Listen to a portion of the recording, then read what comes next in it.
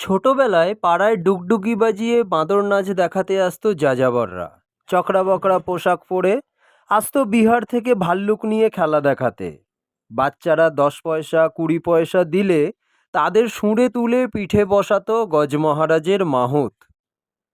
কাদের উৎপাতে নিয়ম করে আইন করে সেসব বন্ধ করা হলো সেটা কথা নয়, কথা হলো বন্ধ হয়েছে আর এক শিল্প, বিন বাজিয়ে সাপ খেলা দেখানো।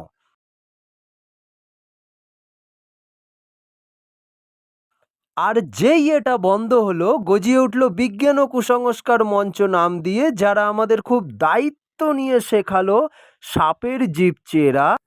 তাই সাপ চুমুক দিয়ে অর্থাৎ শাক করে বা চুষে কিছু খেতে পারে না, মানে তরল খেতে পারে না, যা খায় গিলে খায়।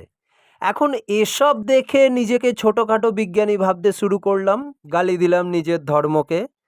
আজ পর্দাটা সরে গেল, কারণ ওদের মূল সমস্যা ছিল সাপকে দিয়ে দুধ খাওয়ানো, এই প্রথাটাকে বদনাম করা। আশা করি বলতে হবে না তারা কারা ছিল। হ্যাঁ, বাম বেজন্মা মুসলিম লীগের বাচ্চা।